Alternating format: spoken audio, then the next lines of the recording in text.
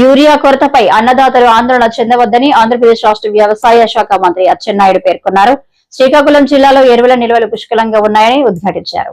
Srikakulam rural మండలం తండెం వలస గ్రామంలో ఎరువులపై రైతులకు అవగాహన సదస్సు నిర్వహించారు. స్టాక్ చేసుకోవాలని మొత్తం తీసుకెళ్లిపోవడం వల్ల ఈ సమస్య వచ్చింది. నేను రైతులకి స్పష్టంగా తెలియజేస్తున్నాను.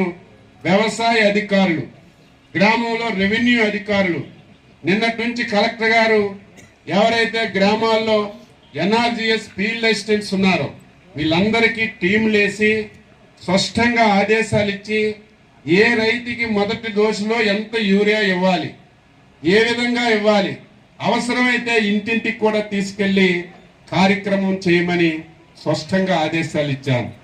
అయితే ఏదైతే మనకి ప్రైవేట్ డీలర్స్ దగ్గర ఒక సమస్య మొదట్లో వచ్చింది. గవర్నమెంట్కి ఏదైతే మార్కెట్ నుంచి ఇస్తున్నామో ట్రాన్స్పోర్ట్ ఛార్జీలన్నీ మేమే కడుతున్నాం. అందువల్ల కొంత రేటు తగ్గుతుంది, ఒక 30 రూపాయలు. అదే ప్రైవేట్ డీలర్ అనుకోండి, రైల్వే స్టేషన్ నుంచి వాడు కొట్టుకు తీసుకెళ్ళాలి, కొట్టు నుంచి మళ్ళీ గ్రామానికి తీసుకెళ్ళాలి. దీనివల్ల కొంత ట్రాన్స్పోర్ట్ ఛార్జీలు పడతాయి. అది కూడా లెక్కేశాను. ఒక ప్రైవేట్ వర్తకుడు ట్రాన్స్పోర్ట్ ఛార్జీలు ఎంత ఖర్చు అవుతుందో లెక్కేసి ఎట్టి పరిస్థితిలో 30 రూపాయల కంటే, అంటే 267 రూపాయలకు మనం ఇస్తున్నాం.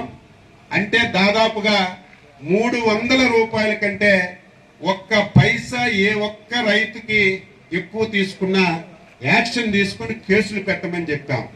అయితే ఇంతకు ముందు ప్రైవేటు వర్తకులకి ఫ్రీగా ఇచ్చాం, నచ్చిన వాళ్ళకి నచ్చినట్టుగా ఇచ్చుకోమని. ఈసారి కూడా వ్యవసాయ శాఖే జిల్లా కలెక్టర్ గారి ఆధ్వర్యంలో ప్రైవేట్ డీలర్స్ దగ్గర ఉన్న యూరియా కూడా మేమే కంట్రోల్లోకి తీసుకున్నాం. ఎందుకంటే రైతులు అర్థం చేసుకోవాలి, ఎంతమంది రైతులు ఉన్నారో అందరికి వస్తుంది. కానీ ప్రభుత్వం దగ్గర కొంత ఉంటుంది, డీలర్ల దగ్గర కొంత ఉంటుంది. కొంతమంది ఎక్కువ యూరియా వేయాలని ఇటు మేమిచ్చింది తీసుకుంటున్నారు, మళ్ళీ ప్రైవేట్ డీలర్ దగ్గరికి వెళ్ళి మళ్ళీ తెచ్చుకుంటున్నారు. దీనివల్ల కొంతమందికి వస్తుంది, కొంతమందికి రావడం లేదు. అందుకే ప్రైవేట్ డీలర్ల దగ్గర కూడా మా ఏఓని,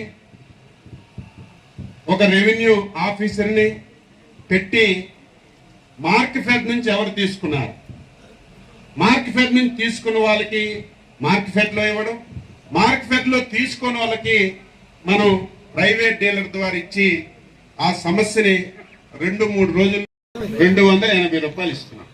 సబ్సిడీ ఎంత తెలుసా? ఒక బస్తా యూరియాకి ప్రభుత్వం ఇస్తున్న సబ్సిడీ తెలుసా? 2350 రూపాయలు సబ్సిడీ ఇస్తున్నాం. ఒక బస్తా 45 కేజీల బస్తా మీరు 2800 కొంటే, 2280 కొంటే అందులో 2100 రూపాయలు ప్రభుత్వమే గవర్నమెంట్ ద్వారా సబ్సిడీ ఇస్తుంది. అంటే ఎంత సబ్సిడీ చూడండి. కొన్ని దీనివల్ల ఏమైనా ఉపయోగం ఉందంటే దీన్ని శాస్త్రోక్తంగా ఉపయోగించుకుంటే ఉపయోగం. ఇది కూడా మీరందరూ అర్థం చేసుకోవాలి. జిల్లాలో ప్రతి ఒక్కరికి స్పష్టంగా టీంలన్నీ మీ దగ్గరికి వస్తున్నాయి, పాంప్లెట్ ఇస్తున్నాం. జిల్లా కలెక్టర్ గారు ఎవ్రీడే 1 గంట సేపు మీ దగ్గర ఎవరైనా యూరియా సమస్య ఉంటే డైలీ ఎవరి కలెక్టర్లో మీరు ఫోన్ చేయొచ్చు. లేకపోతే 24 గంటలు రౌండ్ ది క్లాక్ కలెక్టరేట్లో ఒక సెల్ పెట్టాం, నెంబర్ కూడా మీకు ఇస్తున్నాం. మీరు చెప్తే మేమేమి పక్కన పడేం. పలానా ఊర్లో పలానా రైతు సమస్య చెప్తే వెంటనే మా అగ్రికల్చర్ ఆఫీసర్ వస్తాడు.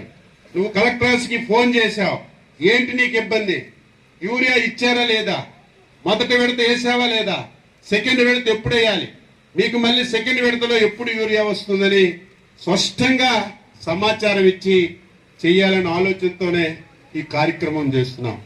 దీన్ని రాజకీయ పార్టీలు ఏదో జరిగిపోతుంది, ప్రభుత్వం పూర్తిగా రైతులకు మోసం చేస్తుంది, రైతులకు యూరియా ఇవ్వడం లేదని ఇష్టం వచ్చినట్టు మాట. సిగ్గుండాలి. ఏదో కొత్తగా వచ్చి ఎవరైనా మాట్లాడితే ఒక అర్థం ఉంటుంది. 5 సంవత్సరాలు ఈ రాష్ట్రానికి పరిపాలన చేశారు. 5 సంవత్సరాలు రైతుల గురించి ఆలోచించిన సందర్భాలు ఉన్నాయా? 15 మాసాలు అయింది నేను వచ్చాను. మా ప్రభుత్వం వచ్చింది. వచ్చిన వెంటనే కాలువలన్నీ బాగు చేశాం.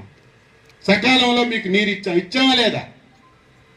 గత సంవత్సరం పండే, ఈ సంవత్సరం మళ్ళీ సకాలంలో నీరు ఇచ్చాం. మన రాష్ట్రంలో 9,50,000 మెట్రిక్ టన్నులు కేంద్ర ప్రభుత్వం మనకు అలాట్ చేసింది రబీకి మళ్ళీ ఎరువులు తీసుకుంటాం. రబీ పంటకు మళ్ళీ ఎరువులు ఇస్తాం. రబీ వేరే, ఖరీఫ్ వేరే. ఈ రోజే రబీకి తీసుకొని ఇంట్లో స్టాక్ పెట్టుకుంటే ఇంకొక రైతుకి మనం ఇబ్బంది పెట్టే వాళ్ళం అవుతాం. దయవుంచి రైతులందరూ కూడా అర్థం చేసుకుని ఆలోచన చేయమని చెప్పి కోరుతున్నారు. అదేవిధంగా ఇప్పుడే ఎమ్మెల్యే గారు చెప్పారు, డ్రోన్స్ ఇచ్చాను, వ్యవసాయ యాంత్రీకరణ కింద పరికరాలు ఇచ్చాం. ఇప్పుడే కొత్తగా నానో ఎరువు ఒకటి ఇంట్రడ్యూస్ చేశాం. తెలీదు, దాని గురించి ఎవరికి తెలియదు. నానో ఎరువు అంటే ఏదో డైరెక్ట్ గా వేస్తేనే విపరీతంగా మనకి ఈల్డ్ వస్తుందని కొంతమంది అనుకుంటున్నారు. మా ఆఫీసులో కూడా చెప్పాను, ఒకప్పుడు నానో యూరియాలో 7% నైట్రోజన్ ఉండేది. యూరియాలో ఎక్కువ నైట్రోజన్ ఉంటుంది, నానో యూరియాలో 7% నైట్రోజన్ ఉండేది. కేంద్ర ప్రభుత్వం కూడా రైతు నైట్రోజన్ శాతం చూస్తున్నాడు. నానోలో 7% ఉంది, బస్తాల్లో 25% ఉంది. ఎక్కువ బస్తాలు అడుగుతున్నారు, నానో యూరియా వాడడం లేదని కేంద్ర ప్రభుత్వం ఆలోచన చేసి 7% ఉన్నటువంటి నైట్రోజన్ ని 20%కి పెంచారు. అంటే మీకు దాదాపుగా బస్తాలో యూరియాకి ఏ విధంగా ఉంటుందో నానో యూరియా కూడా అదే విధంగా ఉంటుంది. కానీ మొదటి దశలో అందరూ ఇదే అయ్యింది. రెండో దశలో మాత్రం మీరు ఎక్కువగా నానో యూరియా వాడితే మీకు తక్కువ ఖర్చు అవుతుంది, ఫలితాలు కూడా బాగా వస్తాయి. దీన్ని కూడా మీలో మీరు మాట్లాడుకోండి. అందరూ చెయ్యరు.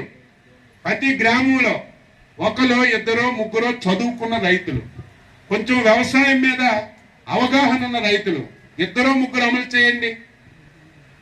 బాగుందంటే అందరూ అదే వాడతారు.